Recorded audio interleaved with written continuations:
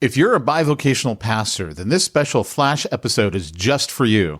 I'm Pete Mitchell, and in between our regular Church Planter podcast episodes, I'll be bringing you insight and ideas to help our bivo pastors have an easier and more profitable go at it.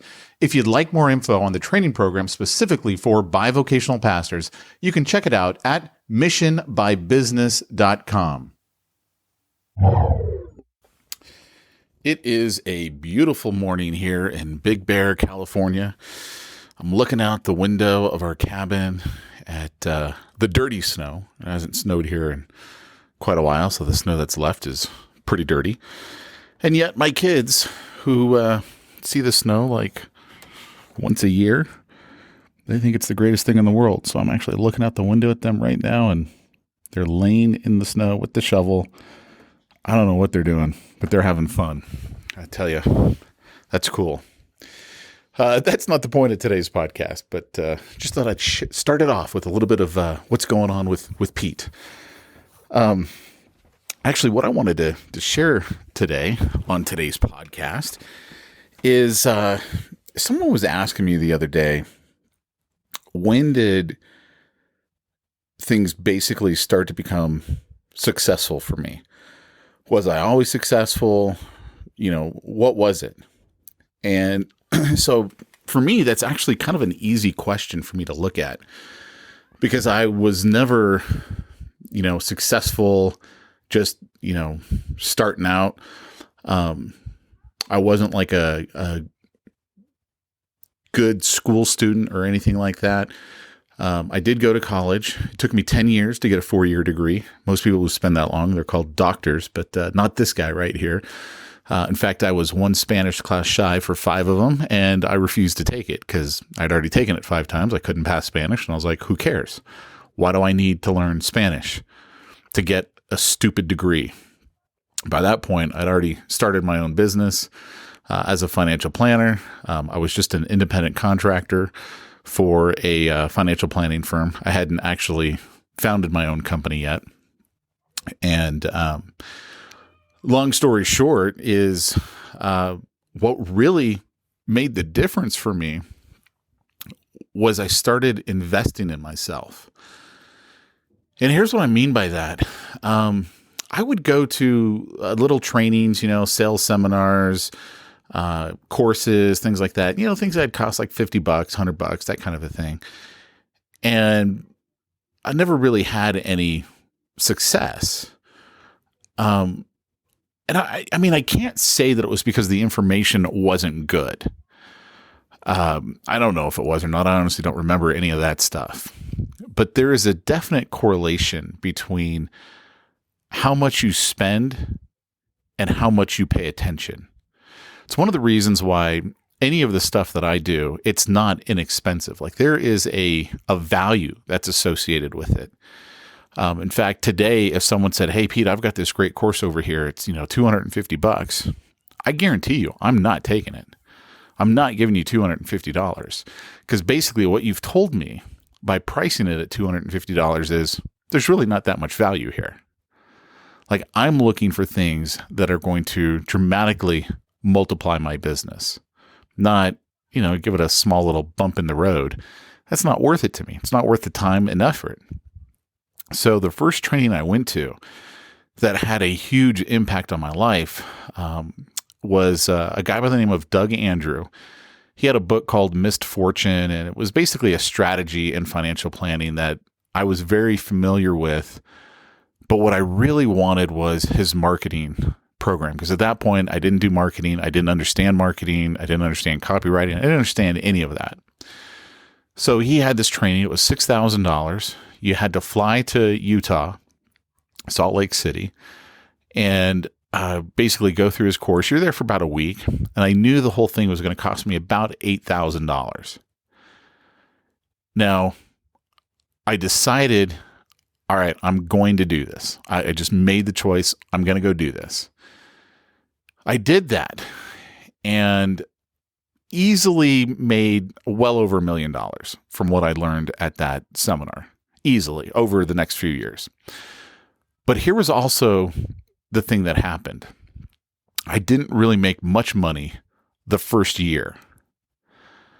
And the reason was I was too afraid to pull the trigger and actually run the ads that he gave us as examples. So back then, this is, I think 2005, 2006, we would do newspaper ads.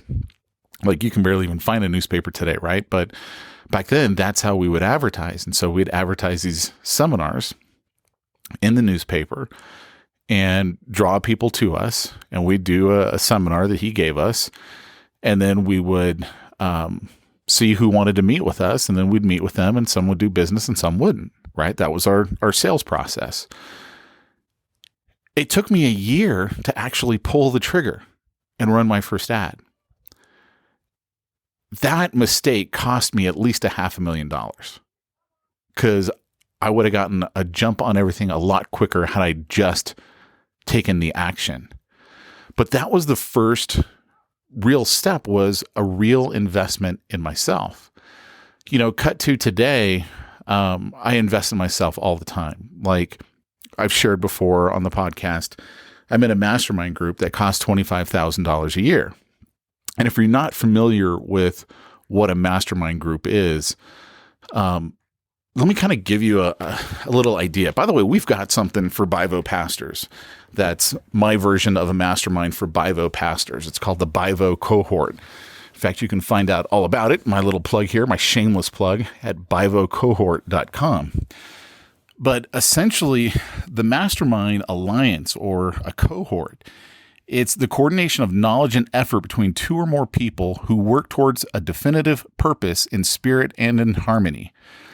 No two minds ever come together without thereby creating a third, invisible, intangible force, which may be likened to a third mind. That's from Napoleon Hill, as he describes what a mastermind is. So it's the coordination of knowledge and effort between two or more people. You might remember the story of Andrew Carnegie. Andrew Carnegie was the steel guy back in the 1800s, early 1900s. When he died, they estimate in today's dollars, his net worth was about $350 billion. So significantly more than the richest people we have today, significantly more than Jeff Bezos, than Bill Gates, than I can't remember their Carlos's, whatever his name is down there in Mexico, significantly wealthier. And he always said the secret to his success was his mastermind group. And he was in the mastermind group with Charles Schwab. And so even though these guys weren't in the same industry, they would get together and they would share ideas and they would share contacts and they would help each other as best they could, and help each other excel and get to the next level.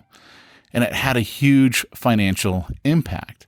And that was kind of the inspiration behind the BivoCohort for me, because I've been running a mastermind group for, at this point, I don't know, like 8 years, 9 years, something like that. And I was like, hey, you know what? What if we had a group of Christians? Let's make them bivocational pastors who have the similar goal of gospel penetration in their community and in their marketplace. What if we could bring them all together and we could share ideas and we could help push each other in business and in ministry, or really the combination of the two, business as ministry? And I was like, man, that would be a hot mastermind group. That would be something that would be really, really cool and exciting. That would be a game changer, I think, for a lot of people. And that's the whole idea behind the BivoCohort. And I would definitely submit to you that if you're a Bivo pastor and you run a business, now it could be your own business, or you could be maybe the chief operations officer or chief marketing officer, or something for someone else. That's fine. But you have a role in running a business. I would encourage you to come check out the BivoCohort. You can find it at BivoCohort.com, BivoCohort.com. I put up a 26-minute video there where you can see everything that the BivoCohort's about.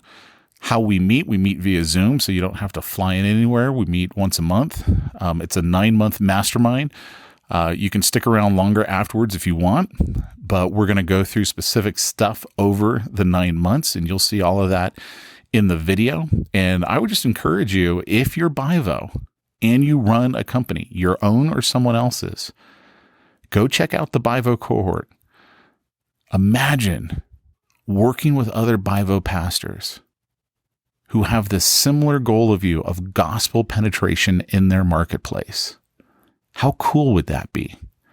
What kind of a game changer would that be? Anyway, I love it, guys. So go ahead, check it out, bivocohort.com. I'll talk to you later. Take care.